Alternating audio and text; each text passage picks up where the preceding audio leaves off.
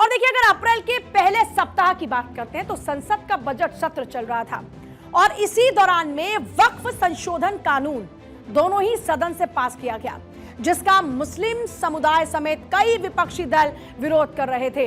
ये जो मामला है ये देश की सबसे बड़ी अदालत में पहुंचता है और इसके बाद 22 मई को लगातार 3 दिन चली सुनवाई के बाद सुप्रीम कोर्ट ने जो फैसला था वो सुरक्षित रख लिया। अंतरिम आदेश दिया सुप्रीम कोर्ट ने, जिस पर आज और सबसे पहले आपको अंतरिम आदेश की बड़ी बातें बताते हैं कि आखिर इस आदेश में बड़ी बातें हैं क्या। तो चीफ जस्टिस BR गवई और जस्टिस ऑगस्टिन जॉर्ज मसीह की बेंच ने अपने फैसले में आखिर कहा क्या, इसको लेकर बताते हैं आपको आगे पूरी जानकारी।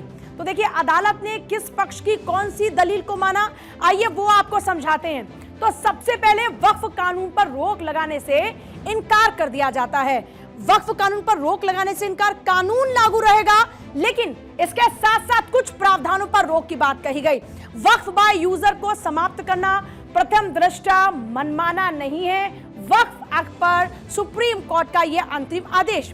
5 साल की इस्लाम की प्रैक्टिस वाली शर्त पर रोक लगा दी जाती है। इसके साथ ही अब बात आती है कलेक्टर की संपत्ति जो है, कलेक्टर को संपत्ति अधिकार तय करने के अधिकार पर भी रोक लगा दी जाती है, किसमें ये कुछ प्रोविजंस थे जिन पर लगातार ऑब्जेक्शन दर्ज कराया जा रहा था। अब जब सुप्रीम कोर्ट का ये अंतरिम आदेश आता है तो सुप्रीम कोर्ट कहता है कि कलेक्टर को संपत्ति अधिकार तय करने के अधिकार नहीं, इस पर फिलहाल रोक। अब आती है बारी सेंट्रल वक्फ में 4 और स्टेट वक्फ में 3 से ज्यादा गैर मुस्लिम ना हो। कोर्ट इसके साथ साथ ये भी कहता है, फिर नेक्स्ट कोर्ट क्या कहता है, मुस्लिम्स को ही वक्फ बोर्ड का मेंबर बनाने की कोशिश होनी चाहिए। मुस्लिम्स को ही वक्फ बोर्ड का मेंबर बनाने की कोशिश हो। आपको याद होगा कि बार बार इसी बात पर जोर दिया जा रहा था। सुप्रीम कोर्ट ने आज अपने अंतरिम आदेश में यही बात कही है। अब अगर सुप्रीम कोर्ट की नेक्स्ट बात का जिक्र करें तो सुप्रीम कोर्ट ये कहता है कि जहां तक संभव हो जो बोर्ड का CEO हो वो मुस्लिम ही हो, ये सुनिश्चित होना चाहिए। अब देखिए, कोर्ट ने पूरे कानून पर रोक लगाने से तो इनकार कर दिया, हालांकि कुछ धाराओं पर रोक जरूर लगा दी गई है। वक्फ कानून के जो 3 अहम बदलाव हैं, आइए उसके बारे में आपको बता दें। इस पर सुप्रीम कोर्ट ने आज अपना फैसला सुनाते हुए क्या कहा। सुप्रीम कोर्ट ने अपना फैसला सुनाते हुए देखिए, बोर्ड में गैर मुस्लिम मेंबर संशोधन क्या, कम से कम 2 अनिवार्य। 3 बदलाव जिस पर सुप्रीम कोर्ट का रोक है। कोर्ट का आदेश क्या है कि केंद्र में 4 और राज्य में 3 से ज्यादा गैर मुस्लिम नहीं होने चाहिए। अब आइए बात करते हैं इसके अलावा। देखिए क्या रहता है, वक्फ कानून में क्या था, वक्फ बनाने की शर्त संशोधन क्या, 5 साल से इस्लाम मानने वाला नहीं। अब कोर्ट इसमें क्या कहता है कि जब तक सिस्टम तय नहीं तब तक रोक बरकरार रहने वाली है।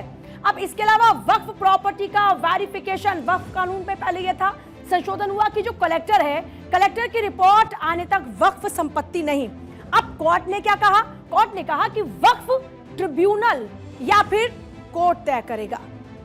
अब आइए आपको सुनवाते हैं कि आखिर इस पूरे मामले पर वकीलों का क्या कुछ कहना है। ये कोर्ट ने वक्फ बाय यूज़र या जनरल वक्फ या नोटिफाइड वक्फ ये सब के बीच में कोई डिफरेंस या डिफरेंशिएशन नहीं किया है ओरली, लेकिन कोर्ट ने स्पेसिफिकली ये बात बताई है कि हमने वक्फ बाय यूज़र के बारे में कुछ कहा है, वो डिटेल्ड ऑर्डर पे आएगी। रही बात ये सारे वक्फ का, तो इसको लेकर के रजिस्ट्रेशन का वक्त दिया गया है और ये टाइम एक्सटेंड किया गया है।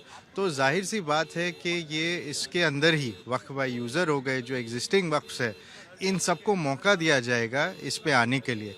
और जहाँ पे क्लियर कट स्टे भी इस बात पे मिली है कि थर्ड पार्टी इंटरेस्ट या थर्ड पार्टी राइट्स क्रिएट नहीं किए जाएंगे। जो अंतरिम आदेश है उसमें वक्फ रजिस्ट्रेशन पे किसी भी तरह का रोक नहीं है।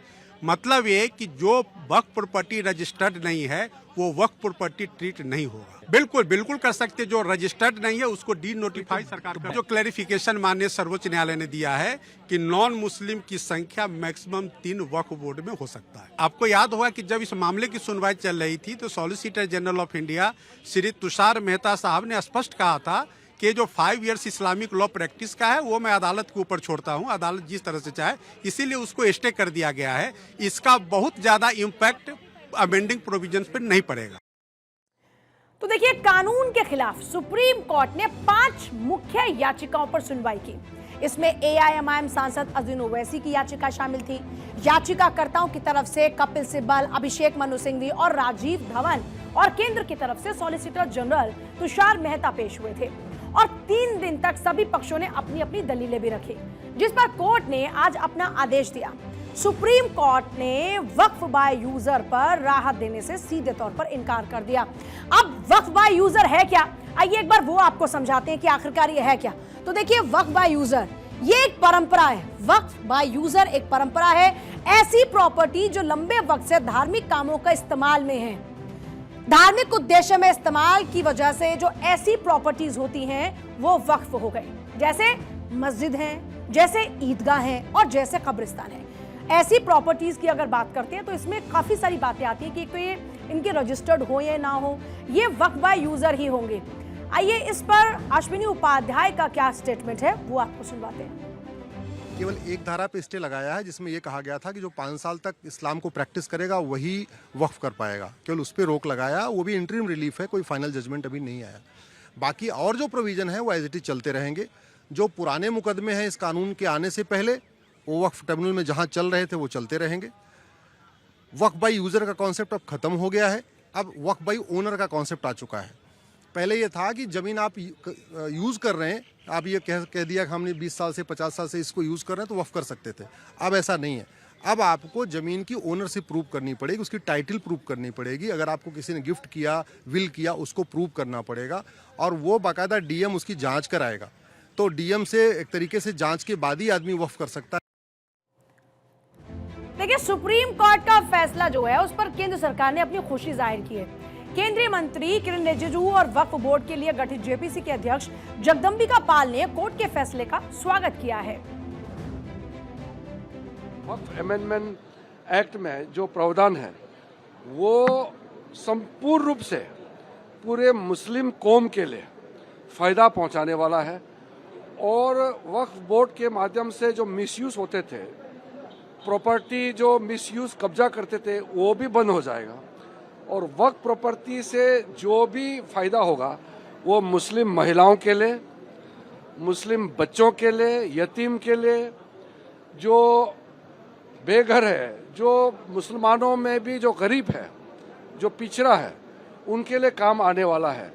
इसलिए सुप्रीम कोर्ट के जजमेंट से मैं संतुष्ट हूं। लोकसभा और राज्यसभा में 14-14 घंटे डिस्कशंस के बाद और ज्वाइंट पार्लियामेंट्री कमेटी में 6 महीने इस पे काफी डिटेल डिस्कशन सभी दल के सांसदों के साथ और देश के स्टेक होल्डर्स के साथ हुआ था। तो इससे साफ है कि जो कानून पारित हुआ वो कानून वैध है। अब उसके कुछ प्रोविजंस पे जो स्टे किया है उस पे निश्चित तौर से सरकार उस पे विचार करेगी, जो सुप्रीम कोर्ट के फैसले उसके आलेख में उस पे कार्रवाई करेगी। लेकिन जहां तक मैं समझता हूं कि जो प्रैक्टिसिंग फॉर 5 इयर्स इस्लाम, तो उस पे भी सुप्रीम कोर्ट ने ये कहा है कि फिलहाल हम उस पे स्टे करते हैं कि जब तक। और भाई देखिए, मुस्लिम समाज के जो लोग हैं वो भी सुप्रीम कोर्ट के फैसले का स्वागत कर रहे हैं। अमेंडमेंट एक्ट 2025 के सिलसिले में सुप्रीम कोर्ट ने जो अपना इंटरिम जजमेंट दिया है उसमें हम लोगों की जो डिमांड थी कि इस पूरे एक्ट को स्टे किया जाए, ऐसा नहीं हुआ है। लेकिन उसके बावजूद भी कई ऐसे अहम बातों पर, ऐसे अहम प्रोविजन पर कोर्ट ने स्टे लगाया है, उसका हम लोग वेलकम करते हैं। और अभी फाइनल फैसला आना बाकी है और हम लोग ये उम्मीद करते हैं कि फाइनल जजमेंट में कंप्लीट हम लोग को रिलीफ हासिल होगी। बहुत शुक्रिया, ये बहुत अच्छा फैसला है और सरकार की साजिश और सरकार की मंशा पर माननीय उच्चतम न्यायालय ने बड़े पैमाने पर रोक लगा दी है, अंकुश लगा दी है। तो पूरे देश में अपनी जमीनें दान करने वाले लोग, धार्मिक कामों के लिए, सामाजिक कामों के लिए, जिनको ये डर था कि सरकार उनकी जमीनें लूटने की कोशिश करेगी, फौरी तौर पर उनको बहुत बड़ी राहत मिली। आप कैसे तय करोगे कि कौन 5 साल से प्रैक्टिस कर रहा है? ये तो आस्था का विषय है, ये तो अंतर्मन की बात है। तो माननीय उच्चतम न्यायालय ने इन तमाम संवेदनात्मक पहलुओं को और छोटे छोटे पहलुओं को देखा है। तो मैं बहुत खुश हूं और मुझे अच्छा लगा।